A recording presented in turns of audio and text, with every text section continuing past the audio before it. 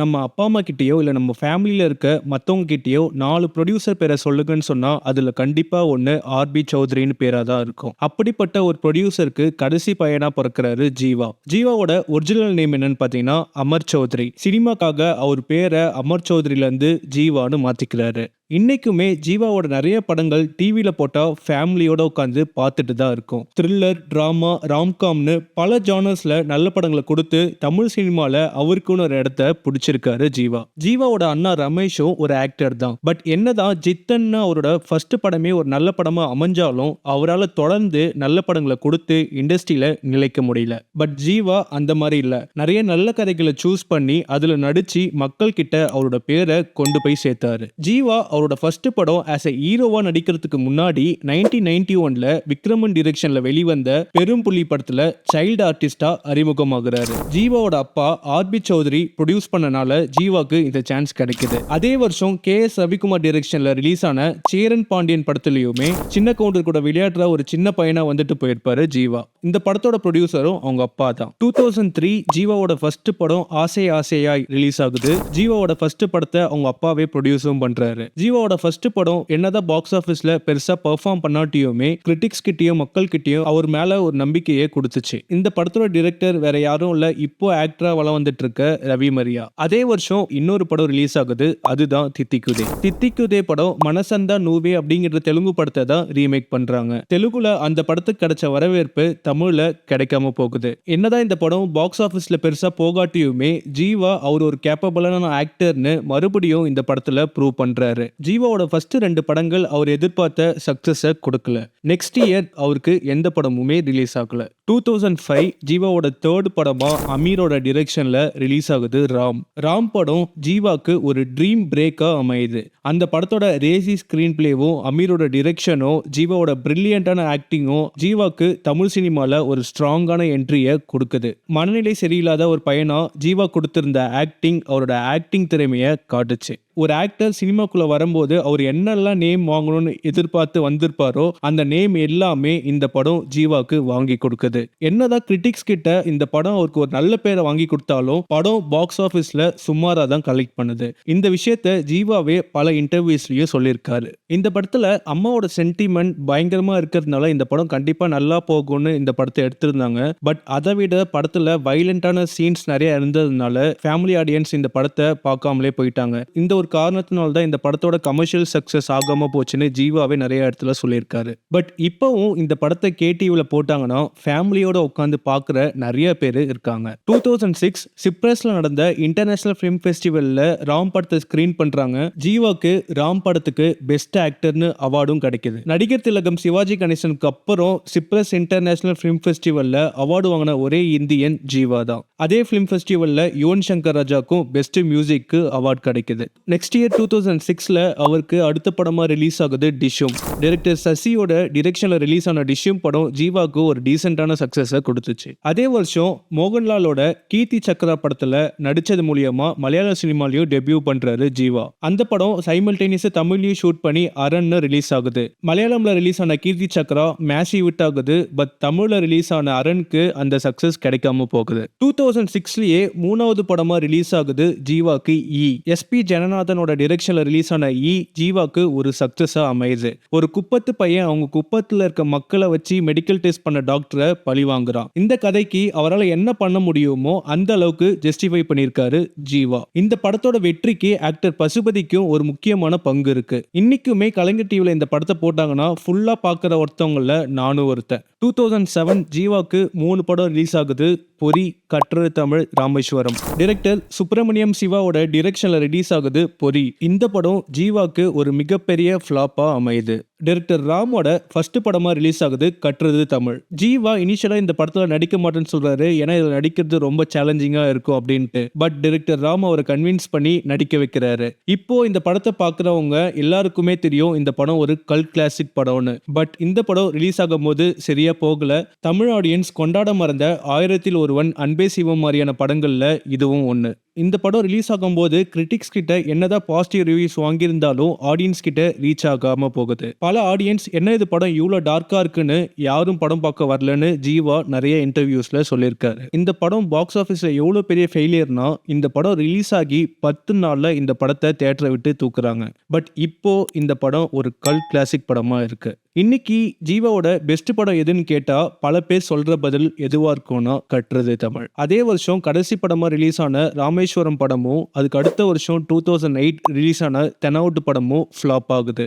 ஜீவா அவங்க அப்பா ஆர்பி சௌத்ரி பத்தி ஒரு இன்ட்ரெஸ்டிங்கான விஷயத்த ஷேர் பண்ணியிருந்திருப்பாரு. அது என்னன்னா அவங்க அப்பாவுக்கு ராம், கட்டுறது தமிழ் போன்ற படங்கள்லாம் சுத்தமா பிடிக்காது. அவருக்கு எந்த மாதிரி படங்கள்லாம் பிடிக்கும்னா தெனாவட்டு மாதிரியான மாஸ் படம் தான் ரொம்ப பிடிக்கும்னு சொல்லியிருந்திருப்பாரு. கண்டினியூஸா ஃபிளாப்ஸ்க்கு அப்புறம் 2009ல டைரக்டர் ராஜேஷோட டெபியூ படமா ரிலீஸ் ஆகுது சிவா மனசுல சக்தி.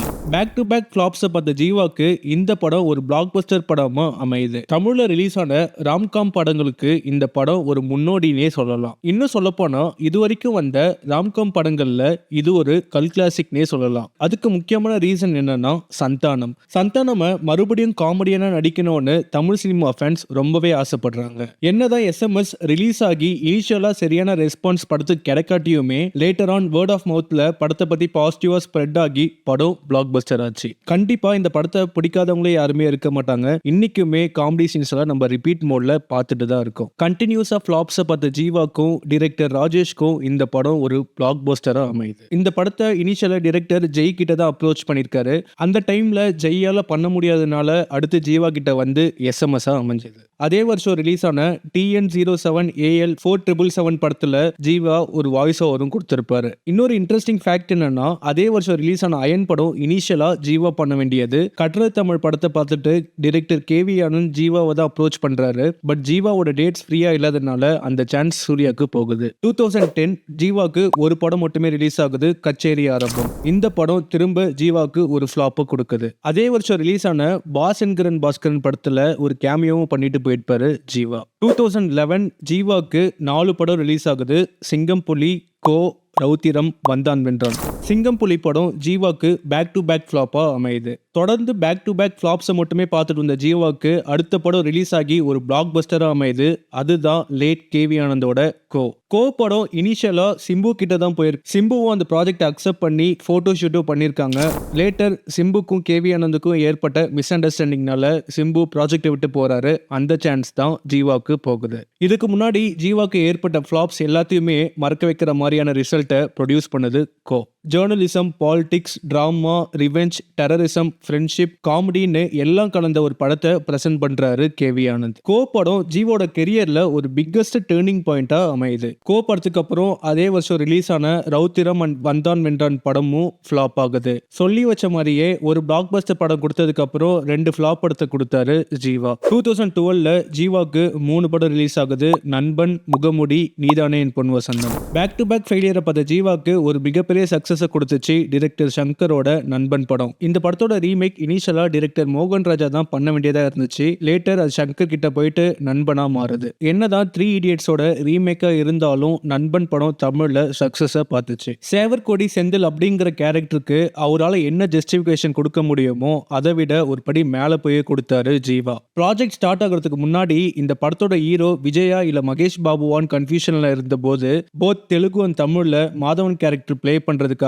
ஜீவாவை அப்ரோச் பண்றாரு சங்கர். பட் இந்தியில 3 இடியட்ஸ் படத்துல ஷர்மன் ஜோஷி பண்ண கேரக்டர் ரொம்ப பிடிச்சு போய் அவருக்கு அந்த கேரக்டர் தான் வேணும்னு கேட்டு வாங்குறாரு ஜீவா. சங்கர் அந்த கேரக்டருக்கு இனிஷியலா ஆரியாவை தான் சூஸ் பண்ணி வச்சிருந்திருக்காரு. பட் ஆரியா வேட்டை படத்துல பிஸியா இருந்ததுனால அந்த சான்ஸ் ஜீவாக்கு போகுது. அடுத்த படமா ரிலீஸ் ஆகுது டைரக்டர் மிஷ்கினோட முகமுடி. இனிஷியலா இந்த கதை சூர்யா கிட்ட தான் போயிருக்கு. அதுக்கப்புறம் தான் ஜீவா கிட்ட வந்து முகமுடியா அமைஞ்சிருக்கு. தமிழ் சினிமால வந்த சூப்பர் ஹீரோ படங்கள்லயே ஒரு நல்ல படமும் ஒரு அண்டர்ரேட்டட் படமும் முகமுடின்னு சொல்லலாம். சும்மா கதையை கேட்டோ நடிச்சோன்னு இல்லாம ஃபுல் எஃபர்ட்ஸ் போட்டு ஜீவா அந்த கேரக்டரை அழகா ஸ்கிரீன்ல கொண்டு வந்திருந்திருப்பாரு. ஜீவா இந்த படத்துக்கு எந்த அளவுக்கு எஃபர்ட் போட்டு நடிச்சிருக்காருன்னா, எக்ஸாம்பிளுக்கு சொல்லணும்னா அவர் போட்டிருந்த சூப்பர் ஹீரோ காஸ்டியூமோட வெயிட் சுமார் 10 கிலோக்கு மேல. ஜீவா இந்த படத்துக்காக சென்னையில இருக்க மன்சூரா குன்ஃபு அகாடமியில ஸ்பெஷல் ட்ரைனிங்கும் எடுத்துக்கிறாரு. என்னதான் ஜீவா இந்த படத்துக்காக இவ்வளோ எஃபர்ட்ஸ் போட்டு நடிச்சிருந்தாலும் படம் சரியா போகல. அதுக்கு ஜீவாவும் அந்த படத்தோட ப்ரொடியூசரும் ப்ரொடியூசரும் சொல்ற காரணம் மிஷ்கின். ஜீவா மிஷ்கின் கிட்ட பலமுறை படத்தோட செகண்ட் ஹாஃப் ரொம்ப ஸ்லோவா இருக்கு, லேக் அதிகமா இருக்குன்னு சொல்லியிருக்காரு. அதுக்கு மிஷ்கின் என் படைப்பை நீ எப்படி தப்பு சொல்லுவேன்னு சொல்லி எந்த சேஞ்சஸும் பண்ண முடியாதுன்னு சொல்லிட்டாராம். அது மட்டும் இல்லாம படத்தோட ப்ரொடியூசர் கிளைமேக்ஸை பார்த்துட்டு சேஞ்ச் பண்ண சொல்லியிருக்காரு, அதுக்கும் முடியாதுன்னு சொல்லியிருக்காரு மிஷ்கின். முகமுடியோட பட்ஜெட் பார்த்தீங்கன்னா அப்போவே 18 கோடியில் எடுத்திருக்காங்க. அந்த டைம்ல முகமுடி படம் ஜீவாவோட கெரியர்லயே ஹையஸ்ட் பட்ஜெட்ல எடுக்கப்பட்ட ஒரு படம். முகமுடி படம் சரியா போகாததுக்கு காரணம் கிறிஸ்டோபர் நோலனோட டார்க் நைட் படம் அந்த டைம்ல ரிலீஸ் ஆனது முகமுடி படத்துக்கு நெகட்டிவா போயிடுச்சுன்னு மிஷ்கின் சொல்லியிருப்பாரு. 2012 அந்த வருஷத்தோட கடைசி படமா ரிலீஸ் ஆகுது ஜீவாக்கு Neethane En Pon Vasantham. Jiiva for the first time director GVM கூட ஜாயின் பண்றாரு. எல்லா ஃபேன்ஸுமே எக்ஸைட் ஆனாங்க, விடிவி மாதிரி ஒரு படம் வரப்போகுதுன்னு. பட் எக்ஸ்பெக்ட் பண்ண ஃபேன்ஸ்க்கு டிசப்பாயின்மெண்ட் தான் கிடைச்சது. படம் ரிலீஸ் ஆகி அந்த அளவுக்கு சரியா போகல. இந்த படத்தை எடுக்கும் போதே சைமல்டேனியஸா தெலுங்குலயும் ஷூட் பண்ணி தெலுங்குலயும் ரிலீஸ் ஆச்சு. தெலுங்குல நல்ல ரெஸ்பான்ஸ் கிடைச்சது இந்த படத்துக்கு. பட் அந்த ரெஸ்பான்ஸ் தமிழ்ல கிடைக்காம போகுது. என்னதான் ரிலீஸ் ஆன அப்போ பெருசா இந்த படத்துக்கு ரெஸ்பான்ஸ் கிடைக்காட்டியுமே நாட்கள் போக போக இந்த படத்துக்குன்னு ஒரு ஃபேன் பேஸ் கூட ஆரம்பிச்சது. இன்னைக்கு நீதானே என் பொன் வசந்தம்னு எடுத்தா அதுக்குன்னு ஒரு செட் ஆஃப் ஆடியன்ஸ் இருக்காங்க. இந்த படத்தோட சாங்ஸ் சொல்லவா வேணும். ஜிவிஎம் படத்தோட சாங்ஸ் எப்படி இருக்குமோ அதே மாதிரி சார்ட் பஸ்டர் ஆல்பம் கொடுத்தாரு ஜிவிஎம். அடுத்து 2013 2 படம் ரிலீஸ் ஆகுது. டேவிட் என்றென்றும் புன்னகை. டேவிட் படம் வழக்கு போல ஜீவாக்கு ஒரு ஃபிளாப்பா அமையுது. என்னதான் டேவிட் படம் கிரிட்டிக்ஸ் கிட்ட நல்ல பேர் வாங்கினாலும் அந்த பேரை ஆடியன்ஸ் கிட்ட இருந்து சம்பாதிக்க முடியல. தொடர்ந்து 3 படத்துலயும் சக்சஸே பார்க்காத ஜீவாக்கு அடுத்ததா ரிலீஸ் ஆன என்றென்றும் புன்னகை படம் ஒரு சக்சஸா அமையுது. இந்த படத்துல இருந்த சந்தானமோட காமெடி ட்ராக் இந்த படத்துக்கு ஒரு முக்கியமான பில்லரா இருந்துச்சுன்னே சொல்லலாம். அது மட்டும் இல்லாம வினய் பிளே பண்ண அந்த கேரக்டருக்கு இனிஷியலா சிவகார்த்திகேயன் கிட்ட தான் கேட்டிருக்காங்க. அவர் ரிஜெக்ட் பண்ணதுனால அது வினய் கிட்ட வந்து சேர்ந்துச்சு. நான் லோவா இருக்கும் போதெல்லாம் எனக்குன்னு ஒரு சில மூவிஸ் இருக்கு, அந்த படத்தை தான் நான் ரிப்பீட்டடா பார்ப்பேன். அதுல ஒன்று தான் என்றென்றும் புன்னகை. இந்த படத்துக்கு அப்புறமே ஜீவாவோட ஃபால் ஸ்டார்ட் ஆயிடுச்சுன்னே சொல்லலாம். 2014 யான் ரிலீஸ் ஆகுது. பட் படம் ஃபிளாப் ஆகுது. 2014 இன்னொரு முக்கியமான ஒரு படம் ரிலீஸ் ஆச்சு. அது எந்த படம்னா மெட்ராஸ். இந்த படத்துக்கு இனிஷியலா ஜீவாவை தான் அப்ரோச் பண்ணிருக்காங்க. கதையை கேட்ட ஜீவா அவருக்கு ஸ்கோப் கம்மியா இருக்குன்னு ஃபீல் பண்ணி கதையை ரிஜெக்ட் பண்றாரு. 2014 ரிலீஸ் ஆன ஜில்லா படத்துல தளபதி கூட பாட்டு 1 சாங்ல வந்துட்டும் போயிருப்பாரு. தென் 2015 ஜீவாக்கு எந்த படமும் ரிலீஸ் ஆகல. 2016 3 படத்தோட ரிட்டர்ன் கொடுக்கிறாரு ஜீவா. திருநாள், கவலை வேண்டாம் அண்ட் போக்கிரி ராஜா. இந்த படங்கள்ல திருநாள் அண்ட் போக்கிரி ராஜா படங்கள் ஜீவாக்கு கம்ப்ளீட்டா ஃபிளாப் ஆகுது. என்னதான் கவலை வேண்டாம் படத்தோட காமெடி ட்ராக் சூப்பரா இருந்தாலுமே மற்றது எதுவுமே சரியா அமையாம போனதுனால படம் ஒரு டீசென்டான ஆவரேஜ் படமா அமையுது. பட் படத்தோட காமெடி ட்ராக்ஸ் எல்லாமே இன்னைக்குமே ஒரு ஸ்ட்ரெஸ் பஸ்டர்னே சொல்லுவேன். அதே வருஷம் ரிலீஸ் ஆன கடவுள் இருக்கான் குமார் படத்துல ஒரு கேமியோவும் பண்ணிட்டு போறாரு. 2017 ரிலீஸ் ஆகுது சங்கிலி புங்கிலி கதவு தர. என்னதான் படம் மிக்ஸ்டு ரிவ்யூஸ் வாங்கினாலும் பாக்ஸ் ஆஃபீஸ்ல டீசென்டா பெர்ஃபார்ம் பண்ணுச்சு இந்த படம். படத்துல வந்து காமெடியும் ரொம்ப நல்லாவே இருந்துச்சு. 2018 ரொம்ப வருஷமா பெரிய சக்சஸே பார்க்காம இருந்த ஜீவாக்கு சுந்தர்சி கொடுக்கிற படம் தான் கலகலப்பு 2. என்னதான் கலகலப்பு 1 மாதிரி இல்லைனாலும் படம் பாக்ஸ் ஆஃபீஸ்ல நல்லா பண்ணுச்சு. கலகலப்பு 2 படம் ஜீவாக்கு ஒரு சூப்பர் ஹிட் படமா அமைஞ்சது. அவ்வளவுதான். இதுக்கப்புறம் ஜீவா ஒரு கம்பேக் கொடுத்துட்டாரு. இதுக்கப்புறம் எல்லா படமும் சூப்பரா இருக்கும்னு எதிர்பார்க்கும் போதுதான் அவர் ஸ்கிரிப்ட் கேட்டுதான் நடிக்கிறாரான்னு கேட்கிற அளவுக்கு தான் அதுக்கப்புறம் வந்த படங்கள் எல்லாமே இருந்துச்சு. 2019 கீ கொரிலான் 2 படம் ரிலீஸ் ஆச்சு. படத்தை பத்தி எதுவுமே சொல்ல முடியல, அந்த மாதிரி தான் இருந்துச்சு 2 படமுமே. அடுத்த வருஷம் 2020 அகைன் 2 படம் ரிலீஸ் ஆகுது. சீரு, ஜிப்சி. இதுல சீரு படம் அகைன் ஒரு ஃபிளாப்பா தான் ஆச்சு. பட் ஜிப்சி படத்துக்கு எனக்கு ஒரு நல்ல ஒரு எக்ஸ்பெக்டேஷன் இருந்துச்சு. ஏன்னா டிரெக்டர் ராஜு முருகன். படத்துக்கு ஏகப்பட்ட பிரச்சனை வந்துச்சு. சென்சார்ல நிறைய சீன்ஸை கட் டவுன் பண்ணாங்க, நிறைய டைலாக்ஸா மாத்தினாங்க. அதனாலே படம் டோட்டலா ஸ்பாயில் ஆச்சு. என்னதான் படம் இப்படி ஆனாலுமே படத்தோட சாங்ஸ் இன்னைக்குமே என்னோட பிளேலிஸ்ட்டை ரூல் பண்ணிட்டு தான் இருக்கு. அதுல தேசாந்திரி ஒரு முக்கியமான இடத்தை பிடிச்சிருக்கு. தொடர்ந்து 4 படத்தோட ஃபெயிலியருக்கு அப்புறம் 2021 ஒரு நல்ல படம் ஃபைனலா கொடுத்தாரு, களத்தில் சந்திப்போம். களத்தில் சந்திப்போம் படம் ஒரு பக்காவான கமர்ஷியல் மீட்டர்ல ஒரு பக்கா பேக்கேஜிங்ல கொடுத்திருந்தாரு. எனக்கு படம் ரொம்பவே பிடிச்சது. என்னதான் படம் நல்லா இருந்தாலுமே பாக்ஸ் ஆஃபீஸ்ல பெருசா பெர்ஃபார்ம் பண்ணல, ஆவரேஜா தான் பெர்ஃபார்ம் பண்ணுச்சு. ப்ரொமோஷன் சரியா பண்ணலன்னு நினைக்கிறேன். மக்கள் கிட்ட சரியா இந்த படம் போய் சேரல. இந்த படம் கரெக்டா மக்கள் கிட்ட போய் சேர்ந்து இருந்துச்சுன்னா இந்த படம் ஒரு நல்ல படமாவே வெளில வந்திருக்கும். களத்தில் சந்திப்போம் ஒரு கம்ப்ளீட் என்டர்டெய்னர்னே சொல்லுவேன். அதே வருஷம் இன்னொரு படம் ரிலீஸ் ஆகுது 83. என்னதான் இந்த படம் கிரிட்டிக்ஸ் கிட்ட ஒரு நல்ல பேரை வாங்கினாலுமே பாக்ஸ் ஆஃபீஸ்ல ஃபெயிலியரை தான் பார்த்துச்சு. அதுக்கு முக்கிய காரணம் படத்தோட பட்ஜெட்டும் படம் ரிலீஸ் ஆன டைமிங்கும் தான். படத்தோட பட்ஜெட் பார்த்தீங்கன்னா மோர் தென் 200 crore மேலே போட்டு எடுத்திருக்காங்க. பட் படம் கலெக்ட் பண்ணது அதுக்கும் கம்மியாக தான். ஏகப்பட்ட பெரிய ஆர்டிஸ்ட்டை வச்சு படத்தை பிரம்மாண்டமா எடுத்தாங்க. பட் அந்த பிரம்மாண்டத்துக்கு ஏத்த ரிசல்ட் கிடைக்காம போச்சு. முக்கியமா படம் ஃபெயிலியர் ஆனதுக்கு மெயின் காரணம் படம் ரிலீஸ் ஆன டைமிங் தான். படம் ரிலீஸ் ஆன டைமிங்ல புஷ்பாவும், ஸ்பைடர்மேன் நோ வே ஹோமும் ரிலீஸ் ஆகியிருந்துச்சு. அதனாலே இந்த படத்துக்கான ரிசப்ஷன் கிடைக்காம போயிடுச்சு. பாக்ஸ் ஆஃபீஸ் கன்சிடர் பண்ணாம ஒரு படமா பார்த்தோன்னா படம் ஒரு சாலிடான படம். எல்லாரோட கேஸ்டிங்கும், ஆக்டிங்கும் எல்லாமே சூப்பரா இருந்துச்சு. ஜீவா சீக்காவோட கேரக்டர் ப்ளே பண்ணியிருப்பாரு. அவருடைய எனர்ஜி லெவல் எப்படி இருப்பாரோ அதை அப்படியே மேட்ச் பண்ணி சூப்பரா நடிச்சிருந்திருப்பாரு இந்த படத்துல. ஜீவா ஒரு எக்ஸ்ட்ராடினரியான பெர்ஃபார்மன்ஸ் பண்ணி அவரோட ஆக்டிங் ஸ்கில்ல நார்த்லயும் ஷோகேஸ் பண்ணியிருக்காரு இந்த படம் மூலியமா. 2022 2 படம் ரிலீஸ் ஆகுது. காஃபி வித் காதல், வரலாறு முக்கியம். இந்த 2 படமுமே அகைன் ஃபிளாப் தான் கொடுத்துச்சு ஜீவாக்கு. 2023 எந்த படமே ரிலீஸ் ஆகல ஜீவாக்கு. நித்தம் ஒரு வானம், கஸ்டடி, சிங்கப்பூர் சலூன் இந்த 3 படங்கள்லயுமே கேமியோ பண்ணிட்டு போயிருந்திருப்பாரு. 2024 2 படம் ரிலீஸ் ஆகுது. யாத்ரா 2, பிளாக். தெலுங்குல ரிலீஸ் ஆன யாத்ரா 2 அகைன் ஒரு ஃபிளாப்பை கொடுத்துச்சு ஜீவாக்கு. அடுத்ததா ரிலீஸ் ஆன பிளாக் படம் ஜீவாக்கு ரொம்ப வருஷத்துக்கு அப்புறம் தமிழ்ல ஒரு நல்ல படமா அமைஞ்சது. ஒரு நல்ல தமிழ் சைஃபை மூவி பார்த்த அனுபவத்தை கொடுத்துச்சு பிளாக் படம். படம் பார்த்தவங்க நிறைய பேர் சொன்ன விஷயம் இதுதான். பிளாக் படம் பார்க்கும்போது நமக்கு நிறைய ஹாலிவுட் படம் ஞாபகத்துக்கு வரும்னு. என்னதான் ரிவ்யூஸ் மிக்ஸ்டா இருந்தாலும் படம் சக்சஸை பதிச்சு ஜீவாக்கு ரொம்ப வருஷத்துக்கு அப்புறம் பிளாக் படம் ஒரு சக்சஸை கொடுத்துச்சு. பிளாக் படத்தோட சக்சஸ்க்கு அப்புறம் 2025 அகத்தியா ரிலீஸ் ஆகுது. இந்த படம் ரிலீஸ் ஆனதுக்கு ரிலீஸ் ஆகாமலே இருந்திருக்கலான்ற அளவுக்கு தான் படமும் இருந்துச்சு. இந்த படமும் இன்னொரு ஃபிளாப்பா அமைஞ்சது ஜீவாக்கு. இந்த வருஷம் 2026 ஜனநாயகன் படம் போஸ்ட்பாண்ட் ஆனதுனால பொங்கலுக்கு ரிலீஸ் ஆயிருக்கு தலைவர் தம்பி தலைமையில் படம். இதுல ஜீவா ஒரு மாஸ் ஹீரோவா வரல, ஒரு வீட்டு பையனா வந்திருக்காரு. இப்பதான் ஜீவா ஒரு நல்ல முடிவு எடுத்திருக்காரு. மாஸ் படம் பண்ணாம கண்டென்ட் ட்ரிவன் ஸ்டோரியை எடுத்து பண்ணிருக்காரு. இந்த படம் சொல்லுது ஜீவா இன்னும் முடியலன்னு. இந்த மாதிரி கண்டென்ட் ட்ரிவன் ஸ்டோரிஸை தொடர்ந்து ஜீவா பண்ணார்னா அவர் விட்ட இடத்த கண்டிப்பா பிடிக்கலாம். இந்த படம் தான் ஜீவா திரும்ப ட்ராக்குக்கு வர போட்ட first step. Welcome back Jiiva. ஜீவாவோட அடுத்த லைன் அப்னு எடுத்துட்டீங்கன்னா ஜீவா 46 பிளாக் படத்தோட டைரக்டர் கூடயே ஜாயின் பண்ணியிருக்காரு. ஒரு த்ரில்லர் ஜானர்ல ரெடி ஆயிட்டு இருக்கு. ரீசெண்டா ஜீவாவோட பர்த்டே முன்னிட்டு ஜீவாவோட 47ஓட ப்ரோமோ ரிலீஸ் பண்ணியிருக்காங்க. த ஓஜி காம்போ இஸ் பேக்னு சொல்லலாம். எஸ்எம்எஸ் டீம் அப்படியே இந்த டைம் திரும்ப ஜீவா 47க்கு ஒன்னா வராங்க.